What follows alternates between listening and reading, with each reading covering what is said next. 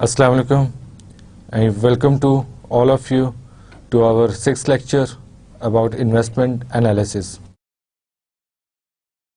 As you know, we have discussed in our previous lecture different methods of investment appraisal or investment analysis, and we have discussed accounting rate of return and payback period method in our previous lecture. In this lecture, we will discuss the third category, which is about cash flows, and that includes time value of money, annuity, cash flows, net present value. So let us start with a recap of our previous lecture, and in which we discussed the investment analysis, and you know the definition, and we have discussed in detail about the definitions of investment analysis. It is the study of financial securities for the purpose of successful investing, and it includes certain aspects in which we discuss how to trade and what assets there are to trade, and we also discussed the risk and returns, and it go by side by side, and we also discussed the investment strategies and the markets. So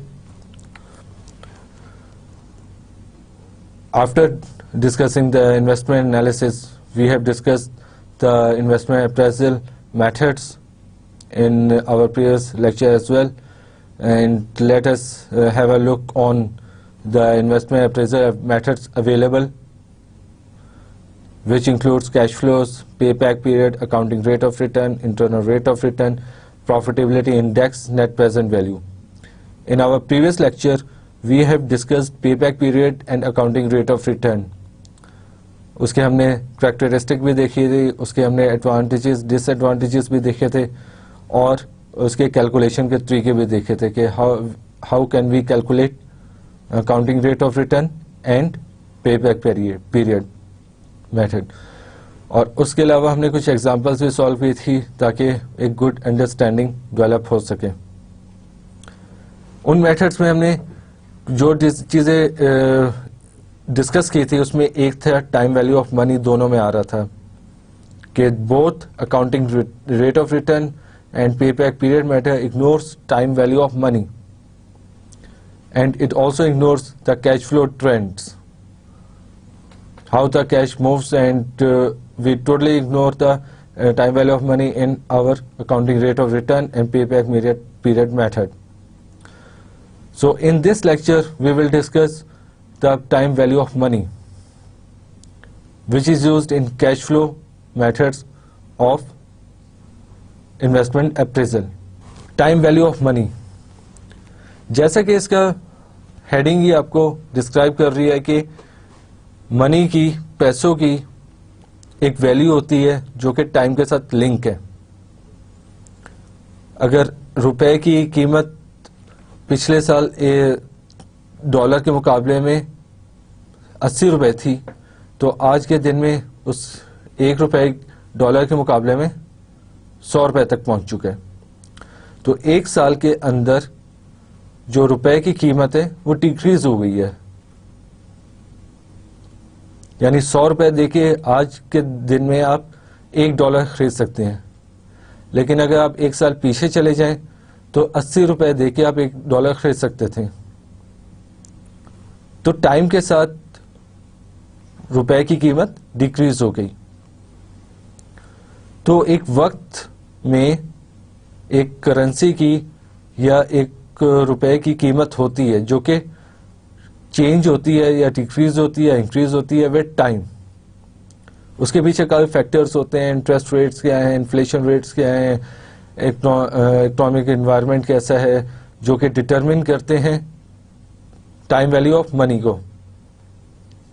सो इन जैसे कि एक और example है, dollar today is worth more than a dollar a year from now. जैसे कि मैंने आपको explain किया कि 80 रुपए का $1 आप एक साल पहले खरीद सकते थे और आज के दिन में आप 100 रुपए का $1 खरीद सकते हैं। और dollar today is worth more than a dollar a year from now. तो इसका मतलब क्या है कि डॉलर की कीमत एक साल पहले जो थी रुपए के निस्बत वो इंक्रीज हो गई है। Therefore, investments that promise earlier returns are preferable to those that promise later returns. इसका क्या मतलब है कि आज के दिन में जो रिटर्न्स आपको मिलेंगे वो इन्वेस्टर के लिए ज़्यादा प्रेफरेबल हैं as compare to those returns जो बाद में और 1 साल बाद, 2 साल बाद, 3 साल बाद मिलेंगे। तो इन्वेस्टर के पॉइंट ऑफ व्यू से जो अर्लियर रिटर्न्स है that are more preferable than later returns. The time value of money concept recognises that a dollar today is worth more than a dollar a year from now. Therefore, projects that promises earlier returns are preferable to those that promise later returns. Now, the investment analysis or capital budgeting techniques that best recognize the time value of money are those that involve discounted cash flows. जैसे कि हमने investment appraisal techniques में देखा कि cash flows एक method है जिसके अंदर डिस्काउंटेड कैश फ्लो की एक टेक्निक है, इंटरनल रेट ऑफ रिटर्न की एक टेक्निक है, प्रॉफिटेबिलिटी इंडेक्स की एक टेक्निक है जो कि कैश फ्लो पे बेस करती है। तो उसमें डिस्काउंटेड कैश फ्लो सबसे ज़्यादा टाइम वैल्यू ऑफ मनी को रिकग्नाइज करता है। तो इन्वेस्टमेंट अप्रेजल या इन्वेस्टमेंट एनालिसिस के पॉइंट ऑफ व्यू से टाइम वैल्यू ऑफ मनी बहुत इंपॉर्टेंट फैक्टर है इन एनालिसिस ऑफ एनी इन्वेस्टमेंट, क्योंकि जो भी इन्वेस्टर इन्वेस्ट करने जा रहा है उसके जो कैश इनफ्लोज होंगे वो वेरी कर रहे होते हैं। अगर 6 महीने बाद उसे 20,000 रुपये मिल रहे हैं तो साल बाद उसे 1 लाख रुपए मिलेंगे और 1.5 साल बाद उसको 80,000 मिल रहे हैं, 2 साल बाद उसको 1,20,000 मिल रहे हैं। तो ये वैल्यू बहुत इंपॉर्टेंट है कि ये 2 साल के बाद जो उसे 1,20,000 मिल रहे हैं उसको उसकी एक वैल्यू है, हो सकता है वो वैल्यू जो 6 महीने बाद 50,000 मिल रहे हैं उससे भी कम हो। तो टाइम वैल्यू ऑफ मनी को हमने अच्छे तरीके से समझना जरूरी है कि उसको हम अच्छे तरीके से अपने इन्वेस्टमेंट एनालिसिस में डिटरमिन कर पाएं और समझ पाएं। तो टाइम वैल्यू ऑफ मनी में कुछ एग्जांपल्स हम देख लेते हैं। If someone offers you ₹1,000 today और ₹1,000 in 1 year, what would you do? आपके किस चीज को प्रेफर करेंगे? अगर 1,000 रुपये आपको आज के दिन में मिल रहा है और 1,000 रुपये वो 1 साल बाद दे रहा है, तो इसमें से इन दोनों ऑप्शन में से आप किस ऑप्शन को प्रेफर करेंगे? Obviously you will prefer today कि आज मुझे 1,000 रुपये दे दो। उसकी रीजन क्या होगा? उसका रीजन ये है कि 1 साल बाद उस 1,000 रुपये की वो अहमियत और वो कदर, वो वैल्यू नहीं रहेगी जो कि आज के दिन में है।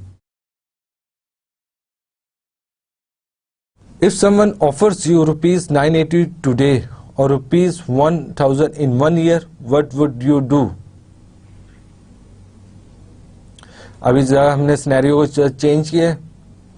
ऊपर वाले सिनेरियो में अमाउंट सेम थी, इस वाले सिनेरियो में अमाउंट डिफरेंट होगी। आज के दिन जो आपको मिल रहा है वो कम अमाउंट है और 1 साल बाद जो अमाउंट मिल रही है वो ज्यादा है। तो इसमें क्या होगा, यानी कौन सी आपके लिए, इन्वेस्टर के लिए प्रेफर अमाउंट होगी? 980 रुपीज आज के दिन या 1,000 रुपये 1 साल के बाद? और इसी तरह if someone offers you ₹900 today और ₹1,000 in 1 year, what would you do? इसी तरह अमाउंट्स अगर कम कर लें तो फिर उसमें भी प्रेफरेंस हमें चेक करनी होगी कि आज की कम अमाउंट हमारे लिए ज़्यादा फिजिबल और ज़्यादा अच्छी है इसको, या फिर एक साल बाद जो अमाउंट मिल रही है वो ज़्यादा अच्छी है। इसके लिए कैलकुलेशंस हैं, आए उन कैलकुलेशंस को देखते हैं। तो टाइम वैल्यू ऑफ मनी में फ्यूचर वैल्यू किस तरह हम डिटरमिन करेंगे, उसकी एक एग्जांपल देखते हैं। ये आपके सामने 3 एग्जांपल्स लिखी हुई हैं। तीनों एग्जांपल्स में प्रेजेंट वैल्यू मेंशन है, ₹1000 इन ऑल ऑफ 3 एग्जांपल्स। उसके साथ इंटरेस्ट रेट मेंशन है। इंटरेस्ट रेट एज्यूम कर लेते हैं 10% है, जो कि तीनों एग्जांपल्स में मेंशन है। और तीसरी चीज नंबर ऑफ ईयर्स डिफाइन है। नंबर ऑफ ईयर्स पहले एग्जांपल में 1 साल, दूसरे एग्जांपल में 2 साल and in third example there are 10 years, और उसकी फ्यूचर वैल्यू मेंशन की हुई है। तो हर सिनेरियो में आपने देखा present value different, present value same है लेकिन उनकी फ्यूचर वैल्यूज डिफरेंट है। हाँ, ये फ्यूचर वैल्यूज अभी किस तरह डिटरमिन हुई है, उसके लिए एक फॉर्मूला है जो कि आपको आपने अपनी इनिशियल स्टडीज में देखा होगा, समझा होगा इंटरेस्ट रेट का। वो फॉर्मूला आपके साथ शेयर कर लेते हैं ताकि आपको रिमाइंड हो जाए और फ्यूचर वैल्यू आप कैलकुलेट कर सकें। इसके बाद मैं आपको उसकी कैलकुलेशन भी शो करता हूं। ये फॉर्मूला इसका क्या है,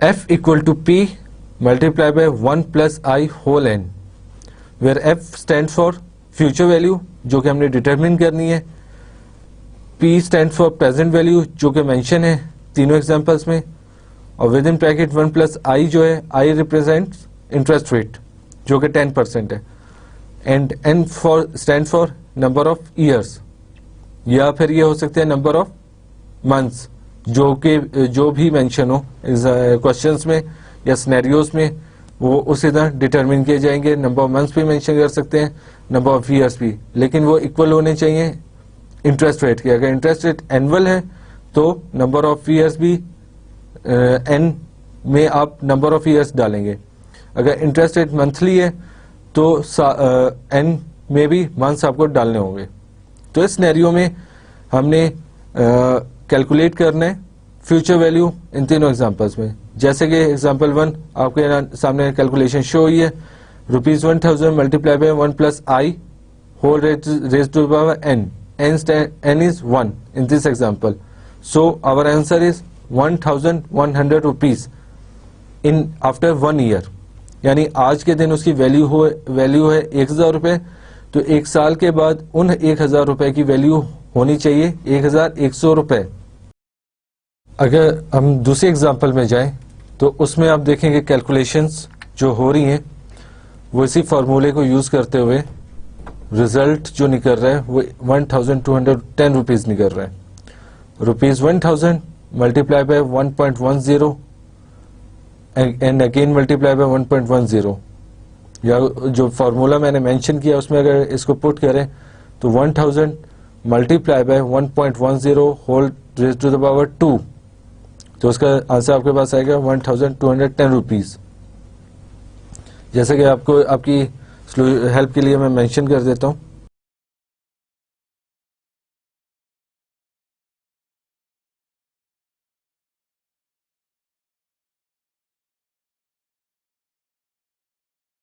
तो इस फॉर्मूले को यूज करते हुए रिजल्ट आया आपका 1210 रुपीज।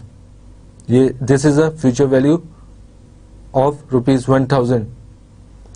अगर हम तीसरे एग्जांपल पे जाएं तो तीसरे एग्जांपल पे हम जाएं तो उसमें आप देख रहे हैं कि इस फॉर्मूले को यूज करते हुए 1000 multiply by 1.10 whole raise to power 10, क्योंकि इसमें 10 साल है तो n की जगह हमने क्या प्लेस किया 10, तो उसका रिजल्ट आया 2593.74 रुपीज।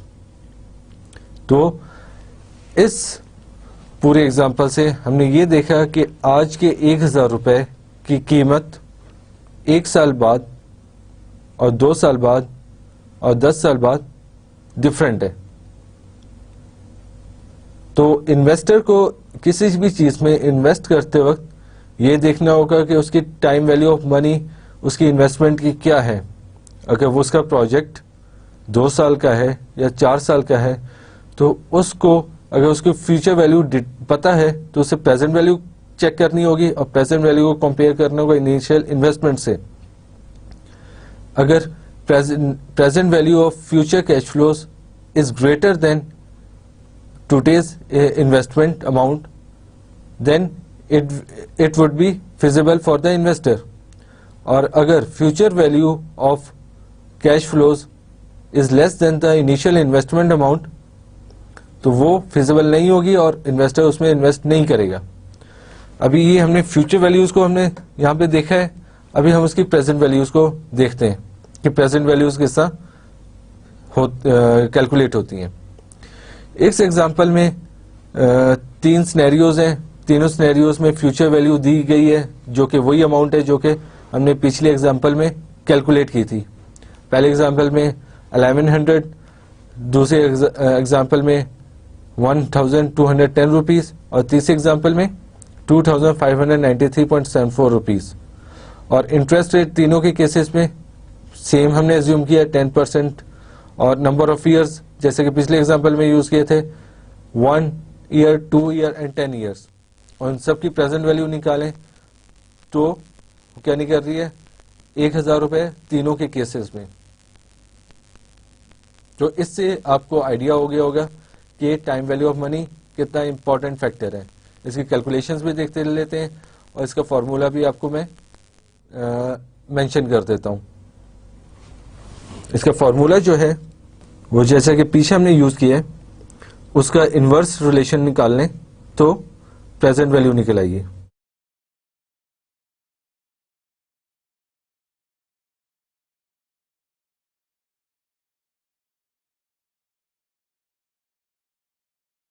ये फ्यूचर वैल्यू का जो फॉर्मूला था उसका उसी फॉर्मूले को यूज करते हुए हमने प्रेजेंट वैल्यू का फॉर्मूला डिटरमिन कर लिया। Present value equal to future value divided by 1 plus I whole to the 1 plus I raise to the power n, where n stands for number of years. तो हम देखते हैं इसका result के जो कैलकुलेशंस है वो एक दफा आप देख लें। 1100 डिवाइडेड बाय 1 प्लस 1.10 और 1000 रुपीज इसका आंसर निकल आया जो कि आज के टाइम पे उसकी वैल्यू है। इसी तरह एग्जाम्पल 2 में कैलकुलेट किया है तो उसकी रिजल्ट निकला है 1000। ये किस तरह निकल रहा है, ये इस तरह निकल रहा है कि फ्यूचर वैल्यू थी 1210 डिवाइडेड बाय 1 प्लस आई कितना है आपका 10% रेज टू द पावर 2, क्योंकि 2 साल है तो ये 1210 रुपए 2 साल के बाद है तो 2 साल हमने n की जगह यूज किया है। तो इस फॉर्मूले से उसके क्या निकला है रिजल्ट 1000 रुपए। और इसी तरह तीसरे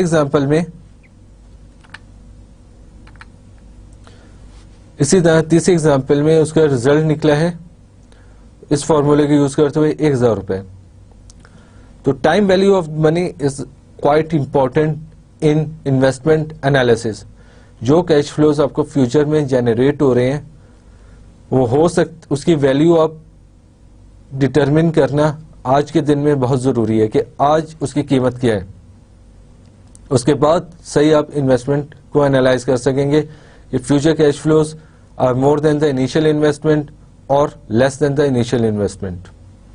now move to the next slide. इसमें कुछ एग्जांपल्स हैं आपकी कैलकुलेशन के लिए, आपके समझने के लिए इंपॉर्टेंट है, उसी को हम रिपीट करते हैं ताकि कॉन्सेप्ट काफी क्लियर हो जाए।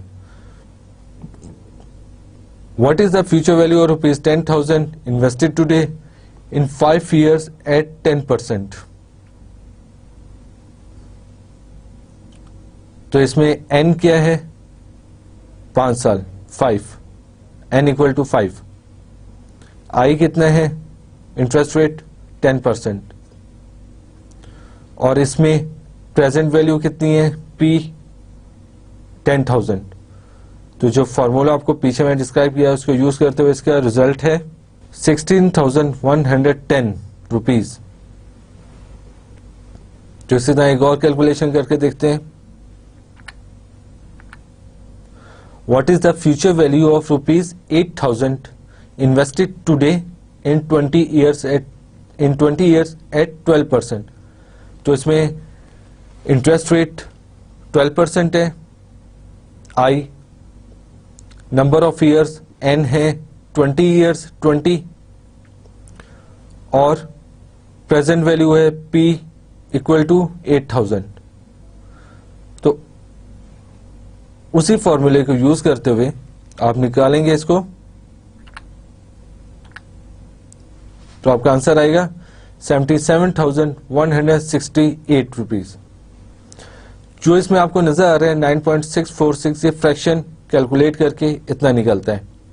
वो कैसा निकला, 1 + 12% रेज़ टू द पावर 12, तो उससे क्या आंसर आएगा 9.646। तो फॉर्मूला वही है और उसको यूज करते हुए आपका आंसर डिटरमिन कर सकते हैं 77,168।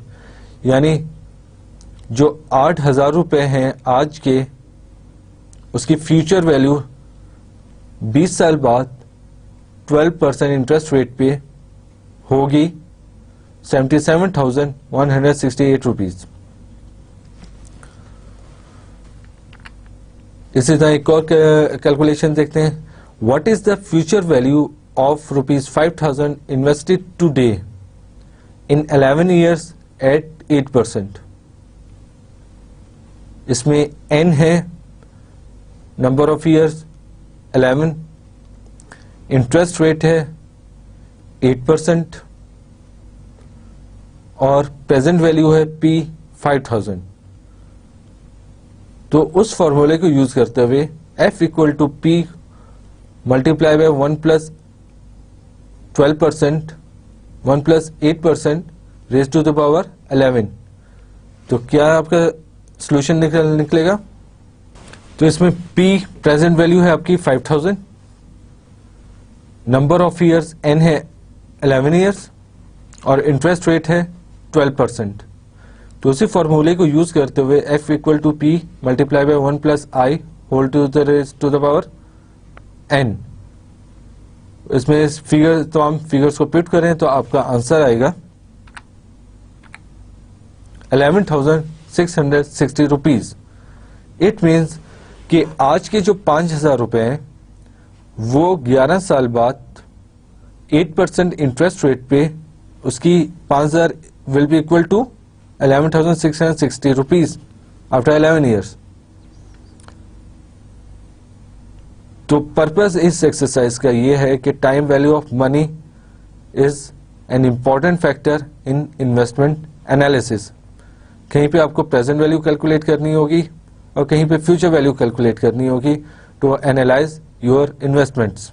यहाँ पे हमने टाइम वैल्यू ऑफ मनी को डिस्कस किया कि टाइम वैल्यू ऑफ मनी कितना इंपॉर्टेंट है और उससे कितना इफेक्ट आ जाता है इन्वेस्टमेंट की एनालिसिस पे। Now we are going to one more element of cash flow discussion, that is annuity. Annuity आप बेसिक अपनी स्टडीज में भी स्टडी कर चुके होंगे कि एनवीटी क्या होता है और किस तरह उसकी कैलकुलेशंस होती हैं, लेकिन हम यहाँ पे उसको दोबारा गो थ्रू कर लेते हैं to fresh your knowledge. What is NVT? A series or stream of identical cash flows. A series or stream of cash flows which are identical. यानी ऐसे कैश फ्लोज जो कि सेम हो और एक फ्लो में मूव करें, दैट इज एनवीटी। और उसका टाइम पीरियड लॉन्ग होता है, वो शॉर्ट टाइम पीरियड के लिए नहीं होता, लॉन्ग टाइम पीरियड के लिए होता है और सेम कैश फ्लोज मूव करते हैं over a number of years. Example इसमें देख लेते हैं एनवीटी की। A lotto winner who chooses to receive rupees 200,000 a year from 20 years।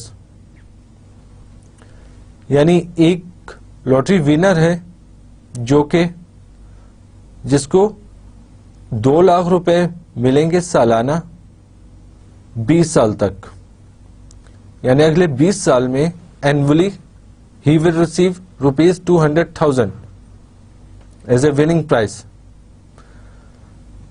तो 2 लाख रुपए उसे हर साल मिल रहे हैं अगले 20 सालों तक।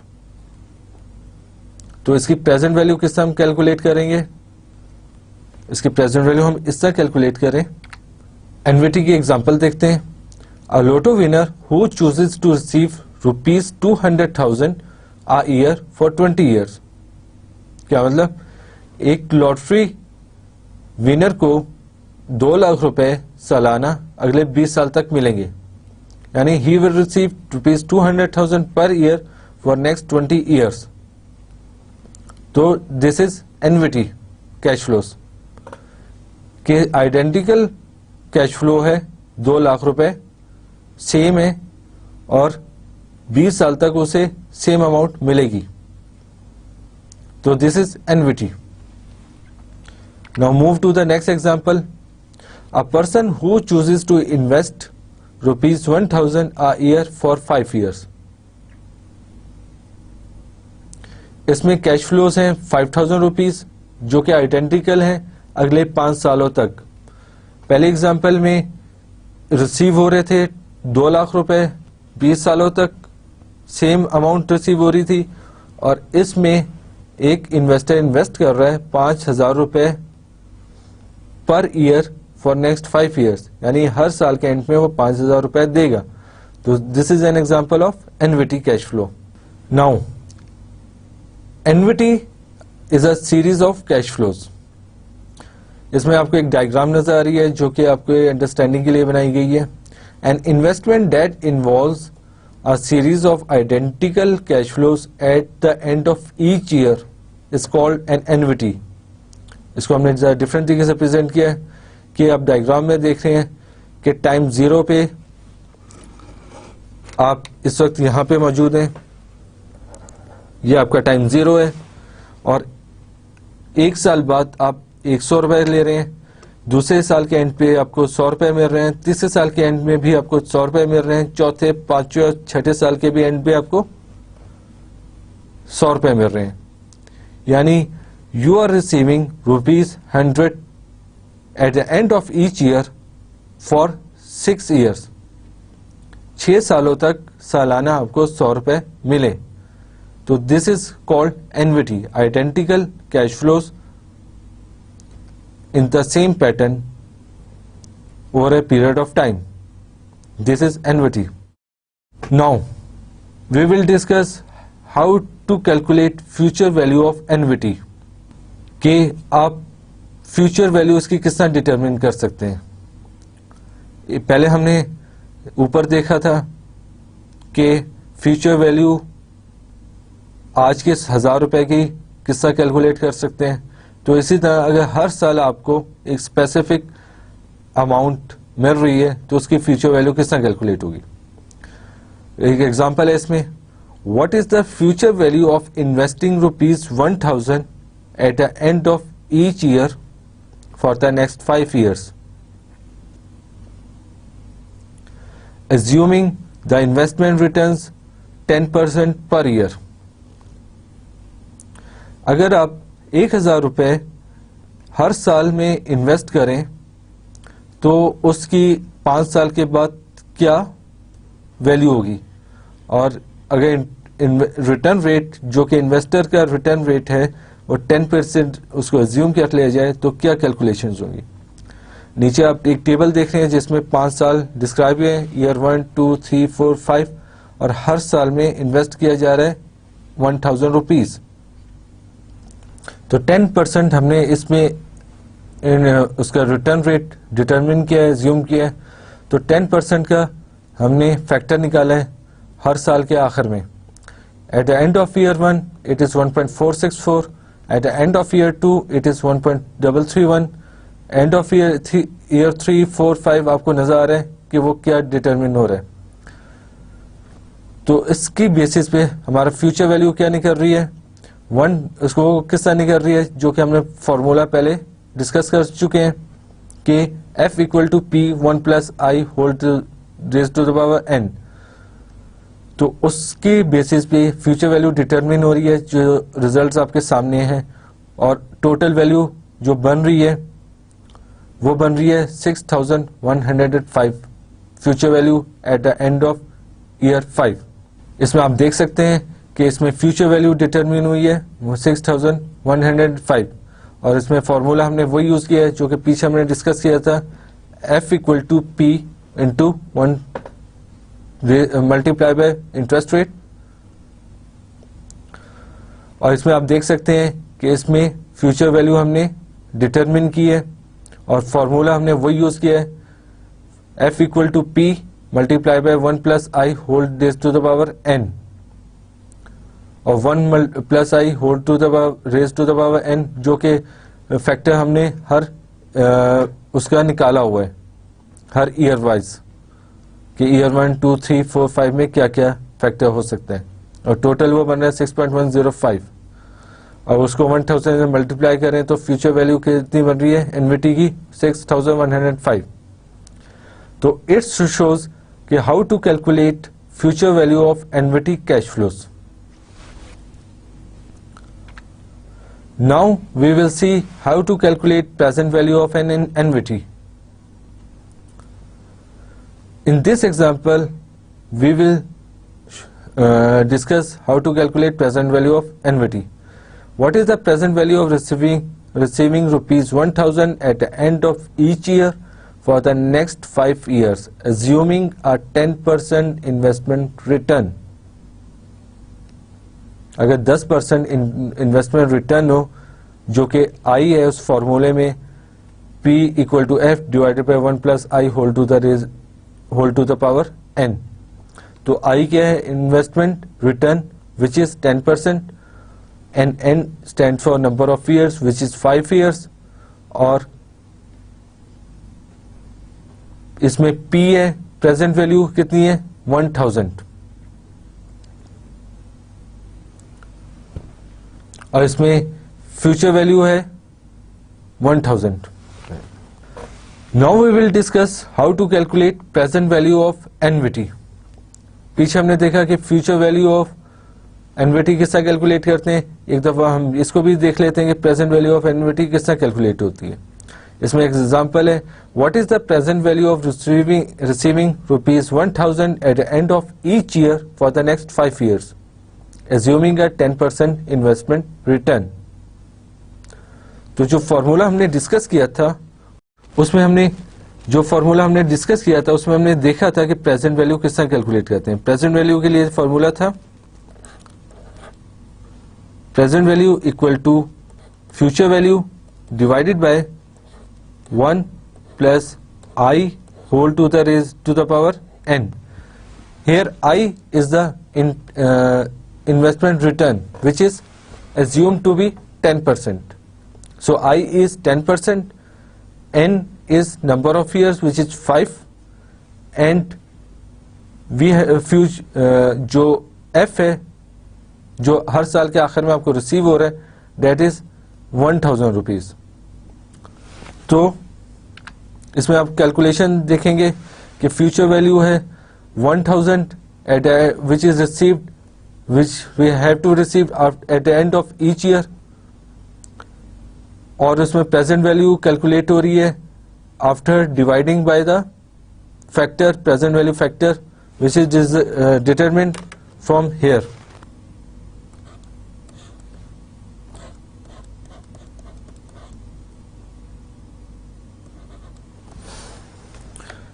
Here we used I 10%, n number of years. For year 1 we use 1, for year 2 we use 2, for year 3 we use 3 and so on.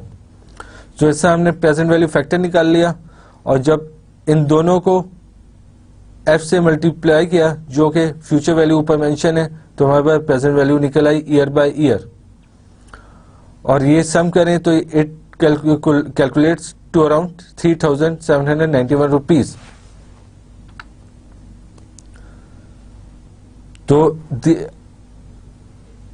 तो इससे हम present value of annuity calculate करते हैं। Now we will discuss how to evaluate the acceptability of an investment project using the net present value method. पीछे हमने time value of money discuss कर लिया और एन्युटी को डिस्कस कर लिया। अभी हम नेट प्रेजेंट वैल्यू की तरफ मूव करते हैं और नेट प्रेजेंट वैल्यू की कैलकुलेशंस हम आगे चल के देखेंगे, लेकिन आज के सेशन में हम पहले कुछ कैश बेसिक चीज़ें डिस्कस कर लेते हैं कि नेट प्रेजेंट वैल्यू की कैलकुलेशंस में जो कि इम्पॉर्टेंट होती हैं। उसमें है सबसे पहले डिस्काउंट रेट। डिस्काउंट रेट पे हमारा एक अलहदा से पूरा सेशन भी होगा कि क्या डिस्काउंट रेट यूज किया जाता है और किस तरह कैलकुलेट किया जाता है, लेकिन यहाँ पे हम उसको इनिशियल बेसिक अंडरस्टैंडिंग डेवलप कर लेते हैं। Choosing a discount rate, the cost of capital is the average rate of return the company must pay to its long term creditors and stock holders for the use of their funds. तो इस definition से आपको क्या पता चला? Discount rate को हम cost of capital बोल रहे हैं। डिस्काउंट रेट के अंदर कॉस्ट ऑफ कैपिटल भी फॉल होता है और which is average rate of return for the investor. अब एक कंपनी के लिए उसके क्रेडिटर्स भी इन्वेस्टर है कि क्रेडिटर्स की अमाउंट कंपनी ने फ्यूचर में जाके पे करनी है, तो कंपनी उसके अमाउंट को यूटिलाइज कर रही है। तो क्रेडिटर के लिए रेट ऑफ रिटर्न क्या होगा? That will be a specific percentage which is called cost of capital for the creditor. And इसी तरह स्टॉक होल्डर्स हैं जो कि एक्सपेक्ट कर रहे हैं कि उनकी इन्वेस्टमेंट का इतना रिटर्न उन्हें मिलेगा, that is cost of capital for the stock holders. The firm's cost of capital is usually regarded as the minimum required rate of return. अगर पूरी कंपनी का कॉस्ट ऑफ कैपिटल कैलकुलेट किया जाए तो वो क्या होता है? Minimum required rate of return, कि एटलीस्ट कंपनी को इतना अर्न करना चाहिए। अब कॉस्ट ऑफ कैपिटल किस तरह कैलकुलेट होता है, उसकी क्या कैलकुलेशंस होती हैं, उसकी क्या बेसिक्स होती हैं, वो हम अगले सेशंस में डिस्कस करेंगे। लेकिन यहाँ पे हमने देखा कि प्रेजेंट वैल्यू में एक डिस्काउंट फैक्ट रेट जो है वो एक एलिमेंट है और उसकी डेफिनेशन को हमने यहाँ पे डिस्कस किया। Now discounted cash flows. Cash flows में पहले हम इसकी डेफिनेशन को अंडरस्टैंड कर लेते हैं और फिर बेसिक चीजें अंडरस्टैंड करने के बाद इसकी कैलकुलेशंस पे हम जाएंगे। Discounted cash flows, DCF. DCF methods use the required rate of return, which is the minimum acceptable annual rate of return on an investment. जो discounted cash flow method है for investment appraisal, it uses the required rate of return, minimum required rate of return, जो कि हमने पीछे discuss किया, और उसकी minimum rate of return on an investment is used to calculate discounted cash flows. Required rate of return is the return that an organization could expect to receive elsewhere for an investment of comparable risk. Required rate of return एक investor के लिए क्या हो सकता है कि acceptable risk जो कि उसकी करंट इन्वेस्टमेंट में है, अगर वो सिमिलर इन्वेस्टमेंट में कहीं और पुट करता है तो उसी रिस्क सिमिलरिटी के साथ उसे जो रिटर्न दूसरी इन्वेस्टमेंट मिल सकता है वो that will be a required rate of return for an investor. Required rate of return is also called the discount rate, hurdle rate, cost of capital और अपॉर्चुनिटी कॉस्ट ऑफ कैपिटल। तो आप आगे चल के questions में अगर आपको कहीं कुछ मेंशन होता है तो आपको पता होना चाहिए कि these are similar. Now, in discounted cash flows, there are two simplifying assumptions. Two simplifying assumptions are usually made in the net present value analysis. Net present value किस तरह कैलकुलेट होती है? थ्रू डिस्काउंटेड कैश फ्लोज, और उसके अंदर दो simply एक assumptions हम यूज करते हैं to calculate our net present value. All cash flows other than the initial investment occur at the end of periods. यानी जो कैश फ्लोज जनरेट हो रहे हैं, ये इनफ्लोज हो रहा है या आइदर आउटफ्लोज हो रहा है कैश फ्लोज का, वो eight the end of period हो रहे हैं. अगर पीरियड हमारे लिए 1 साल का है तो वो 1 साल के आखिर में हो रहे हैं. अगर पीरियड हमारे लिए 1 महीने का है तो cash flows eight the end of month हो रहे हैं. अगर पीरियड हमारे लिए 6 महीने का है तो कैश फ्लोज जनरेट जो हो रहे हैं या इनफ्लो की सूरत में, आउटफ्लो की सूरत में, वो हो रहे हैं after the end of 6 months. सो पहले assumption किया, all cash flows other than the initial investment occur at the end of periods. Initial investment तो आपको पता है कि एट टाइम 0 इनकर हो जाती है. तो जो बाकी कैश फ्लोज हैं, आइदर इनफ्लोज आउटफ्लोज, वो हो रहे हैं eight the end of specific period, either in months और years. And our second assumption is all cash flows generated by an investment project are immediately reinvested at a rate of return equal to the discount rate. कि जितने भी cash flow generate हो रहे हैं वो री invest हो सकते हैं एट अ रेट ऑफ जो कि इक्वल होगा डिस्काउंट रेट के. So these are the two assumptions we use in calculation of net present value. After discussing the two basic assumptions for the calculation of cash flows which are used in calculating net present value, we are discussing typical cash flows. क्योंकि cash flows की understanding लेना important है कि कौन से relevant cash flows हैं, कौन से इररेलेवेंट कैश फ्लोज हैं जो कि हम इंक्लूड करेंगे इन आवर कैलकुलेशन. तो कैश फ्लो जैसे कि वर्ड खुद मेंशन कर रहा है कि कैश जिसमें मूवमेंट हो, सिर्फ वो वाली ट्रांजैक्शंस, वो वाले एलिमेंट्स हम अपनी कैश फ्लोज में इंक्लूड करेंगे जिसमें कैश की मूवमेंट हो, आइदर इनफ्लो और आउटफ्लो. और इसमें नॉन कैश आइटम्स नहीं आते. फॉर एग्जाम्पल डेप्रिसिएशन और अमोर्टाइजेशन. तो हम टिपिकल कैश फ्लोज आउटफ्लोज की एग्जांपल एक देख लेते हैं. जैसे आपको नजर आ रहा है कि इन्वेस्टमेंट की डॉलर की सूरत में इन्वेस्टमेंट की जा रही है विच इज इनिशियल इन्वेस्टमेंट. ये आउटफ्लो है जो कि हर इन्वेस्टमेंट में लाजमी आपको नजर आएगा कि इनिशियल इन्वेस्टमेंट हो रही है. वो नॉर्मली एट टाइम 0 होती है और उसके बाद बीच में भी हो सकती है after specific period and.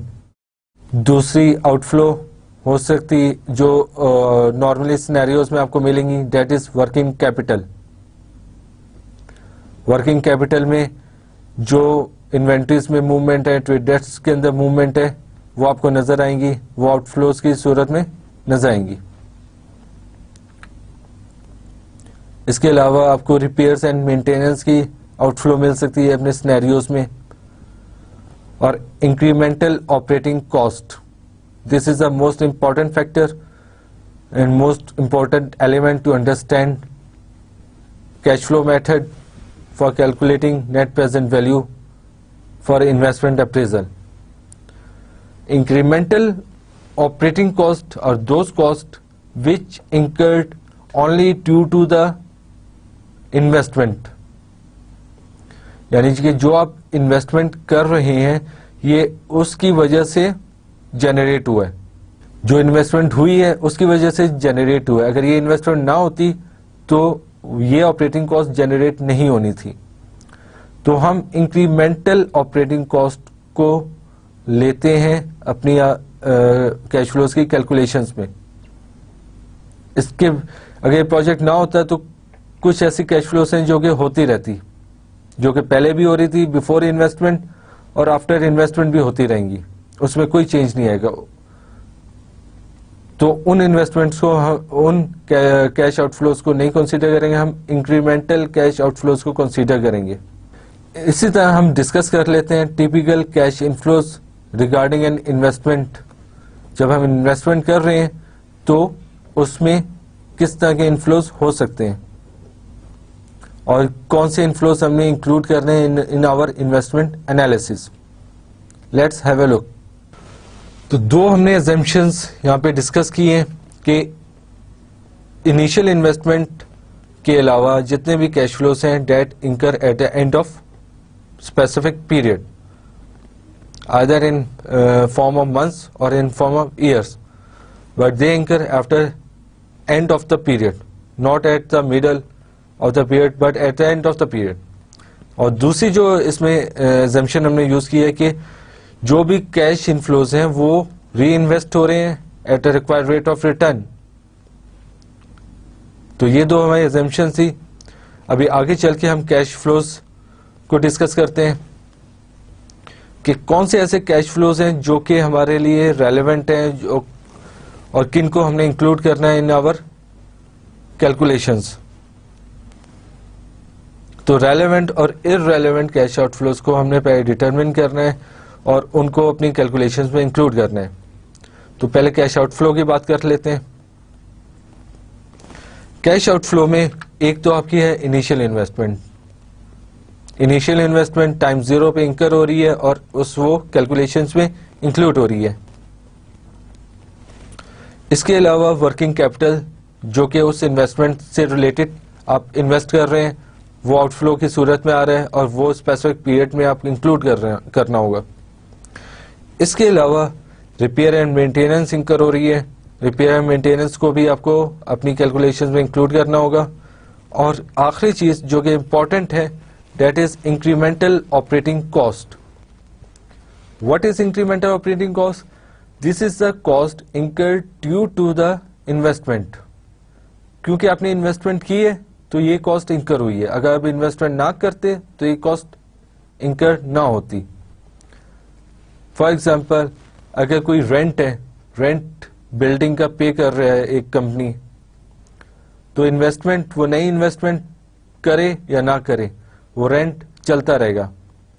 Before investment after investment rent पे कोई फर्क नहीं आएगा, रेंट चलता रहेगा। तो rent is not relevant in calculation of in analysis of investment and we will only take incremental operating cost arises due to the investment. तो it is important to understand कि हम रेलेवेंट कैश फ्लोज को consider करेंगे। इसके साथ साथ ऐसे expenses जो कि कैश की नेचर के नहीं होते, फॉर एग्जांपल डेप्रिसिएशन, अमोर्टाइजेशन, उनको भी इंक्लूड नहीं करेंगे। जैसे कि कैश फ्लो के वर्ड से ही पता चल रहा है कि कैश मूवमेंट जिसमें आ रही है उसको हम सिर्फ कैश फ्लोज में इंक्लूड करेंगे। इसके बाद कैश इनफ्लोज की बात कर लेते हैं। What are typical cash inflows in investment appraisal through discounted cash flow method and net present value method. That will be incremental revenues, यानी एक इन्वेस्टमेंट करने के बाद जो इंक्रीज आया रेवेन्यूज में that will be considered for investment analysis method. सिर्फ incremental revenues को हम इंक्लूड करेंगे और कुछ ऐसे रेवेन्यूज होंगे जो कि इन्वेस्टमेंट से पहले भी हो रहे थे और इन्वेस्टमेंट के बाद भी होते रहेंगे, उसमें कोई चेंज नहीं आता। तो ऐसे रेवेन्यूज को हम कंसीडर नहीं करेंगे, हम सिर्फ उन रेवेन्यूज को कंसीडर करेंगे जो कि जनरेट हो रहे हैं आफ्टर ड्यू टू इन्वेस्टमेंट। इसके साथ साथ हम देखेंगे रिडक्शन ऑफ कॉस्ट, कि इन्वेस्टमेंट करने की वजह से जो रिड्यूस कॉस्ट में रिडक्शन हो रही है वो हमारे लिए रेलेवेंट है और हमारी इन्वेस्टमेंट एनालिसिस का पार्ट है। तो उसको हम अपनी कैश फ्लो कैलकुलेशंस में इंक्लूड करेंगे और उसको पार्ट बनाएंगे और इसके बाद हमारा इन्वेस्टमेंट एनालिसिस हो सकेगा। इसके साथ साथ salvage value is an element of cash inflow, कि एक कंपनी अगर एक मशीनरी में इन्वेस्ट कर रही है इनिशियल इन्वेस्टमेंट में और वो कैश आउटफ्लो में शो करती, कैलकुलेशन में हमने शो की है, तो उसकी जो at the end of life जो उसकी सैलवेज वैल्यू आ रही है that is a part of cash flows inflows, और उसको हम कंसीडर करेंगे अपनी कैलकुलेशन में। इसके अलावा रिलीज ऑफ वर्किंग कैपिटल, जैसे कि आउटफ्लोज में भी वर्किंग कैपिटल आया था, तो इसी तरह इनफ्लोज में भी वर्किंग कैपिटल की पॉजिटिव चेंजेस इनफ्लोज में आएंगी। तो इस तमाम दोनों स्लाइड से आपको ये आइडिया हो जाना चाहिए कि रेलेवेंट कॉस्ट और relevant revenues will be a part of our calculation of investment analysis through discounted cash flow method. तो रेलेवेंट कॉस्ट को और रेलेवेंट रेवेन्यूज को हम अपनी कैलकुलेशंस में कंसीडर करेंगे। Now there are some cash flows from net initial investment. वो कौन कौन से कैश फ्लो हैं जो नेट इनिशियल इन्वेस्टमेंट से इंकर होंगे?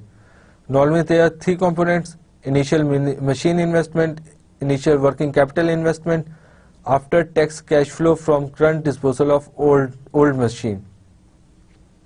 ये अंडरस्टैंड करना जरूरी है कि जो पुरानी मशीन बेची गई है, अगर एक कंपनी इन्वेस्ट कर रही है एक मशीन में, तो उसके लिए इनिशियल इन्वेस्टमेंट क्या हुई? Purchase price of new machinery, working capital required for the new process, and third cash inflow due to sale of old machinery. क्योंकि अगर नई मशीन ना खरीदती कंपनी तो ओल्ड मशीन बेचनी नहीं थी, नई मशीन खरीदी है तो ओल्ड मशीन उसने सेल की है, तो sale of old machine is also a part of initial investment. तो इसकी हम प्राइस, इसकी इनिशियल इन्वेस्टमेंट इस तरह डिटरमिन करेंगे। इसको हम लिख के भी मेंशन समझ लेते हैं। इनिशियल मशीन इन्वेस्टमेंट आपकी हो गई purchase price,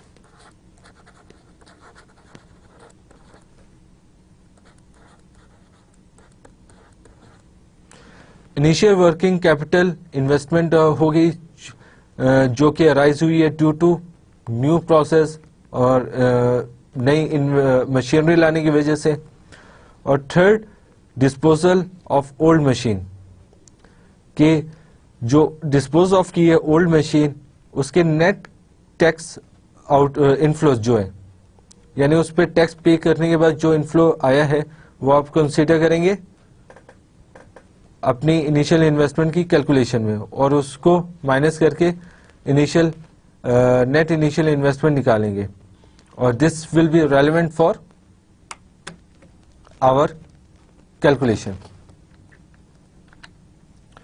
now what are the cash flows from operations? There will be some components. Number 1 inflows. Inflows में क्या है? After tax from inflows after tax from producing and selling additional goods और services, और from savings in operating costs. जैसे कि हम पीछे भी देख के आए हैं, saving operation cost will be our inflow, cash inflow, and relevant for our calculation. और एडिशनल गुड्स जो बन रहे हैं that will be only relevant for our calculation। कुछ ऐसे गुड्स होंगे जो पहले भी प्रोड्यूस हो रहे थे।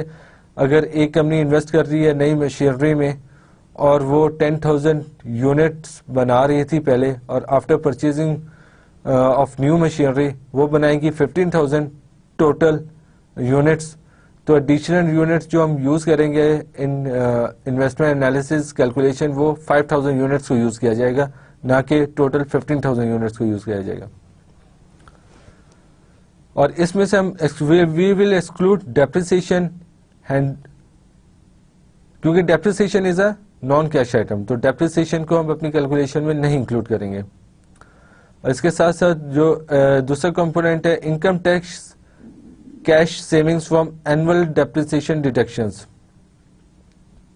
अपनी कैलकुलेशंस में आके जाके हम ये कैलकुलेट भी करेंगे और डिस्कस भी करेंगे कि जो इनकम टैक्स सेविंग्स हुई हैं फ्रॉम एनुअल डेप्रिसिएशन डिडक्शंस, क्योंकि डेप्रिसिएशन पे इनकम टैक्स डिफरेंट तरीके से अप्लाई होता है और उसकी वजह से जो पॉजिटिव इम्पैक्ट आ रहा है टैक्स की कैलकुलेशन में, उसको हम यूज करेंगे इन आवर कैलकुलेशन। क्योंकि नई इन्वेस्टमेंट करने से depreciation I, depreciation is allowable expenditure for tax purposes, तो उसकी वजह से टैक्स सेविंग हमें कुछ हुई है। तो जो टैक्स सेविंग्स हुई हैं वो हम यूज करेंगे for our investment analysis calculation.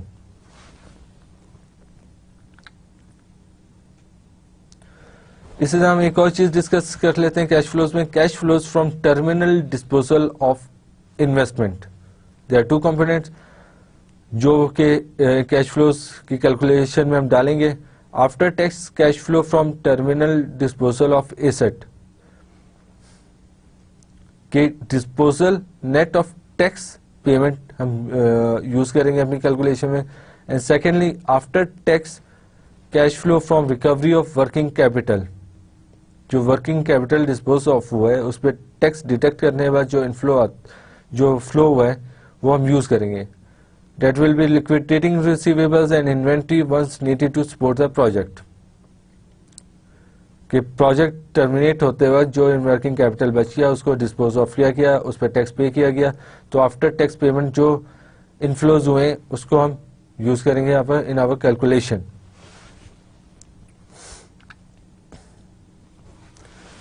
Now the net present value method.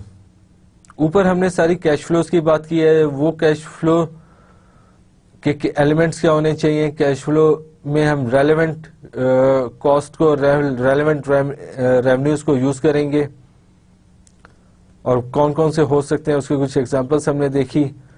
उसके बाद हम उन कैश फ्लोज को यूज करेंगे for calculating net present value which is a method of investment appraisal.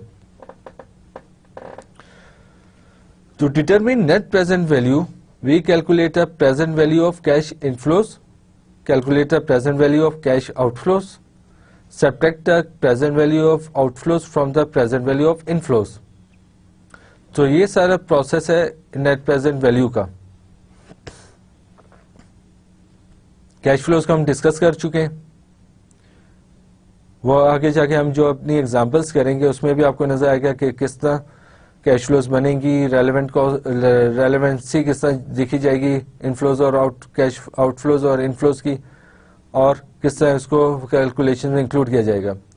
तो हम प्रेजेंट वैल्यू निकालेंगे कैश इनफ्लोज का, प्रेजेंट वैल्यू निकालेंगे कैश आउटफ्लोज का, और present value of cash inflows को माइनस करेंगे cash value present value of cash outflows से, तो हमारे पास क्या आ जाएगा, present value of the project. The net present value method compares the present value of project cash inflows with the present value of its cash outflows. The difference between these two streams of cash flows is called net present value.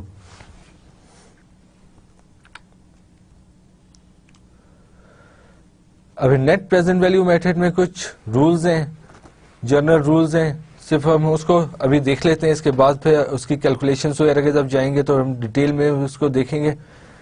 General rules are कि decision किस तरह लिया जाएगा अगर कोई investor net present value को use कर रहा है फॉर इन्वेस्टमेंट एनालिसिस, तो उसके लिए क्या रूल है।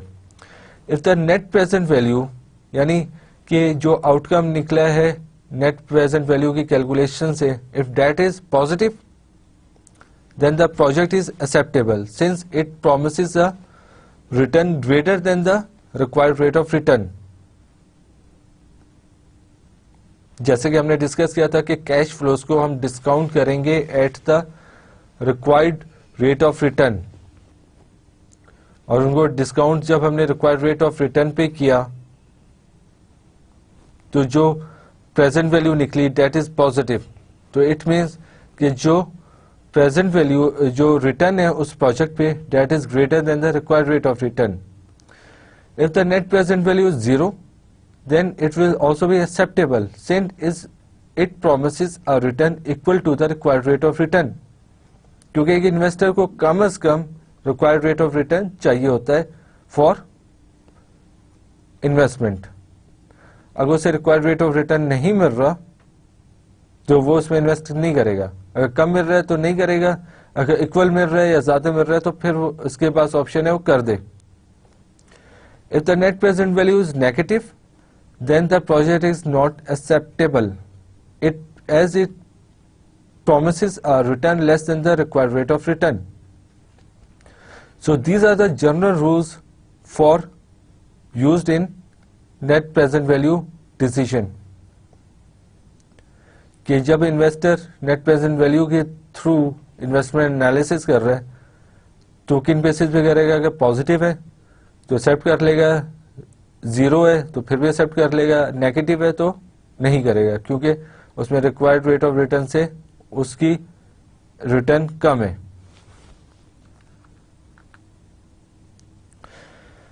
Net present value analysis emphasises cash flows and not accounting net income.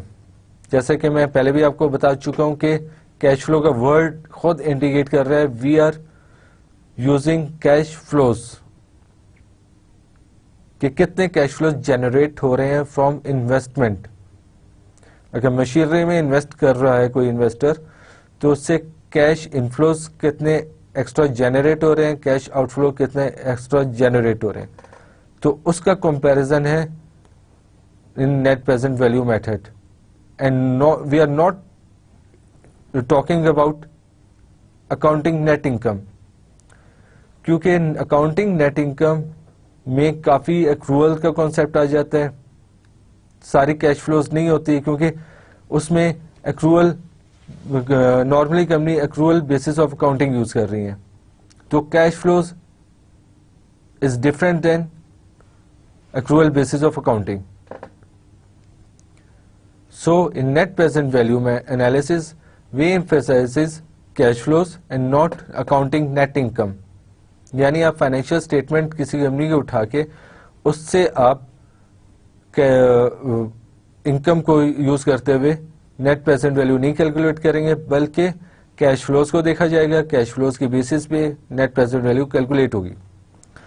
The reason is that accounting net income is based on accruals that ignore the timing of cash flows into and out of an organisation.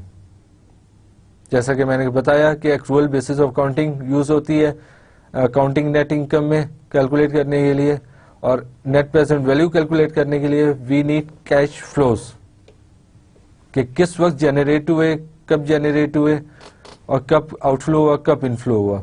तो cash is important in net present value calculation. Net present value method calculates the expected monetary gain or loss from a project by discounting all expected future cash inflows and outflows to the present using the required rate of return.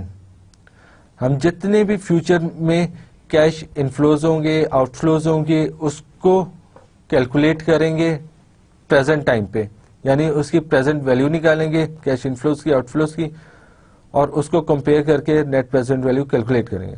Based on the financial factors alone only projects with a zero positive NPV are acceptable. जैसे कि हमने पिछली slide में discuss किया कि if the outcome of net present value is positive और zero then it will be acceptable, if it is negative then will investor will not invest in the investment. अभी एक आपको प्रेजेंट कर देते हैं कि एनपीवी मेथड में किस तरह होते हैं। Draw a sketch of the relevant cash inflows and outflows. Convert the inflows and outflows into present value figures using a tables or calculator. Sum the present value figures to determine the NPV. Positive or zero NPV signals are acceptable. Negative NPV signals arise to rejection. तो आपके सामने illustration आ गई। इस illustration में आपको नजर आ रहा है कि एक्सेल में एक इन्वेस्टमेंट का एनालिसिस हुआ हुआ है using net present value method. इसमें कैश इनफ्लोज आउटफ्लोज आपके सामने है कि इनिशियल मशीन इन्वेस्टमेंट पे जो कॉस्ट इंकर हुई है, इनिशियल इन्वेस्टमेंट इंकर हुई है $390,000 हुई है, और उसमें वर्किंग कैपिटल इन्वेस्टमेंट हुई है 9,000 की हुई है। After tax cash flow from the current disposal of old machine 19,900 के रिसीव हुई है, तो टोटल नेट इनिशियल इन्वेस्टमेंट कितनी होगी? $379,100, जो कि ईयर, जो कि टाइम जीरो पे हुई है। टाइम जीरो आपके सामने सी कॉलम में टाइम जीरो है, तो एट टाइम जीरो जो इनिशियल नेट इनिशियल इन्वेस्टमेंट 379,100। इसके बाद आप annual after tax cash flow from operations देख रहे हैं, उसमें डेप्रिसिएशन का इफेक्ट नहीं है कि कैश फ्लो जो जनरेट हो रहे हैं ऑपरेशन से, उसका टैक्स इंपैक्ट निकाल के कैश इनफ्लोज हो रहे हैं $72,000 पर ईयर फॉर 5 years, और ये फ्यूचर वैल्यू यानी उसकी कैश फ्लोज हैं जो कि जनरेट हो रहे हैं। इसके बाद इनकम टैक्स सेविंग है जो कि एडिशनल डेप्रिसिएशन की वजह से आई है, यानी कि जो इन्वेस्टमेंट आपने 390,000 की है उस पर डेप्रिसिएशन आई है। Depreciation is a tax allowable expenditure और उसकी वजह से आपका टैक्स सेव हुआ है, तो this saving is a part of our calculation, और इस सेविंग शो रही है 28,000 per year for the next 5 years। इसके बाद जो tax after tax cash flow from terminal disposal of machine is nil, और इसी तरह after tax cash flow from recovery of working capital is 9,000, जो कि इनिशियल हमने 9,000 लगाए थे वो क्या हमें रिकवर हो जाते हैं working capital eight the end of the project which is 9,000। तो उसके नेट रेलेवेंट कैश फ्लोज आपको नीचे नजर आ रहे हैं कि हर ईयर वाइज क्या कैश इनफ्लोज हैं और टाइम जीरो पे क्या कैश आउटफ्लो था। इसके बाद एक डेटा दिया गया है कि उसमें required rate of return investor का 8% है और एनुअल कैश इनफ्लो 100,000 है, जो कि पिछली स्लाइड में आपने देखा ईयर वाइज सेम है। तो इससे आपको एक और क्लियर हो गई चीज जो हमने आज डिस्कस की है, एनवीटी के identical cash flows over a period of time. 100,000 cash flow generate हुआ है, net cash flow inflow for 5 years, और यूजफुल लाइफ उसकी 5 years है। इनिशियल इन्वेस्टमेंट जो हमने निकाली है 379,100 है।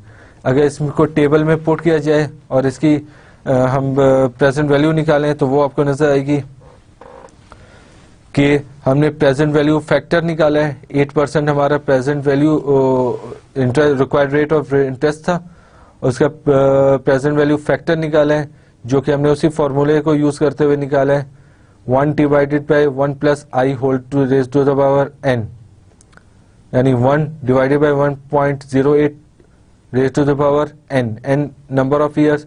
for year 0 it is 0, for year 1 it is 1, और second year में it will be 2, third year में it will be 3, and in fourth year it will be 4 and so on। तो ये यूज करते हुए आपका प्रेजेंट वैल्यू फैक्टर निकल आया जो कि कॉलम सी में आपको नजर आ रहा है। तो कैश फ्लोज को हमने उस रेलेवेंट प्रेजेंट वैल्यू फैक्टर के साथ मल्टीप्लाई किया तो हमारे कैश फ्लोज आ गए, नेट प्रेजेंट वैल्यू उसकी प्रेजेंट वैल्यू निकल आई जो कि कॉलम बी में आपको नजर आ रही है कि जो ईयर 0 में इनिशियल इन्वेस्टमेंट थी 379,100 की, present value factor initial investment के लिए 0 है क्योंकि उसकी अमाउंट उतनी ही है जितनी की आप आउटफ्लो कर रहे हैं क्योंकि ईयर 0 है। तो 379,100 is the present value of initial investment. इसी तरह हर ईयर वाइज उसकी प्रेजेंट वैल्यू निकली है जो total net present value calculate हो रही है 20,200 जो कि हमने इधर शो कर दी। ये था तरीका प्रेजेंट वैल्यू फैक्टर निकालने, इंडिविजुअल ईयर पे हमने निकाल के कैलकुलेट किया।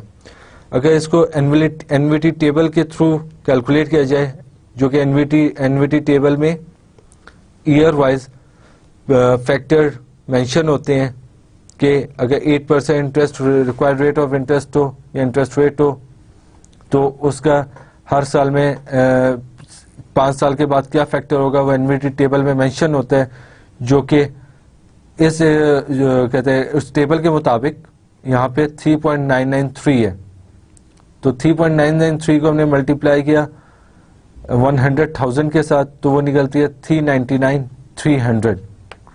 ये 3.993 हमने कहाँ से ड्राइव किया है? ये एनवीटी टेबल से ड्राइव किया है, जो कि नॉर्मली अवेलेबल होता है, और उस टेबल में 5th ईयर में 8% इंटरेस्ट रेट का एनवीटी फैक्टर था 3.993, उससे ये अमाउंट निकल आई और रिजल्ट सेम है। तो ईयर वाइज अगर आप कैलकुलेट करें प्रेजेंट वैल्यू फैक्टर, उस पर नेट प्रेजेंट वैल्यूज निकालना है या एनवीटी टेबल को यूज करते हुए आप निकाल लें प्रेजेंट वैल्यू, तो सेम रिजल्ट्स आते हैं। तो इसमें एनपीवी शो हो रही है जो 20,200 विच इज पॉजिटिव, तो it means investor will invest in the new investment. This investment is feasible for the investor. नीचे नोट्स भी लिखे हुए हैं, present value from table 2 appendix भी कि so this investment is feasible for the investor. जैसे कि पिछली प्रेजेंटेशन में हमने एक एग्जांपल यूज की थी, cash flows for the 3 investments. आपको याद होगा वो टेबल आपके सामने फिर आ गया है। इसमें यह टेबल लाने का पर्पस ये है कि हम तीनों जो मेथड हम अभी तक डिस्कस कर चुके हैं, counting rate of return, payback period और नेट प्रेजेंट वैल्यू, तो उसके रिजल्ट्स क्या क्या इस एग्जांपल पे अगर अप्लाई करें तीनों मेथड्स को तो क्या रिजल्ट्स आते हैं। नेट प्रेजेंट वैल्यू आप देख चुके थे कि उसमें इन्वेस्टमेंट ए का सबसे ज्यादा था। तो इन इस सारी एग्जांपल को देखने के बाद आपको एक इनिशियल अंडरस्टैंडिंग हो गई है कि कौन से रेलेवेंट कैश फ्लोज को यूज किया जाता है cash flow net present value की कैलकुलेशन में, और इसको टेबल किस तरह बनाया जाता है, उसको कैलकुलेट किस तरह किया जाता है। आगे चल के हम इसकी डिटेल कैलकुलेशन करना सीखेंगे और उसको करके अपनी प्रैक्टिस करेंगे। तो आज के दिन हमने जो हमारा तीसरा तरीका था इन्वेस्टमेंट एनालिसिस का, नेट प्रेजेंट वैल्यू, उसको टच किया है। उससे पहले हमने टाइम वैल्यू ऑफ मनी के कॉन्सेप्ट को डिस्कस किया, एनवीटी को डिस्कस किया, कैश फ्लोज को डिस्कस किया जिसमें हमने रेलेवेंट और इररेलेवेंट कैश फ्लोज को डिस्कस किया। उसके बाद नेट प्रेजेंट वैल्यू को हमने डिस्कस किया है और उसकी कैलकुलेशन देखी है। आगे चल के हम नेट प्रेजेंट वैल्यू पे फोकस रखेंगे क्योंकि इसमें required rate of return determine करना होता है, वो किस तरह डिटरमिन होता है, कॉस्ट ऑफ कैपिटल किस तरह निकलती है, वो हमारी कोर्स का पार्ट है, तो उसको हम करना सीखेंगे। तो ये टॉपिक जो नेट प्रेजेंट वैल्यू का है ये फ्यूचर में आगे कमिंग लेक्चर्स में चलेगा। तो आज के दिन हमारा टॉपिक यहाँ पे क्लोज होता है, डिस्कशन में क्लोज होती है। तो नेक्स्ट लेक्चर में हमारी इंशाल्लाह फिर मुलाकात होगी। अस्सलाम वालेकुम and thank you very much.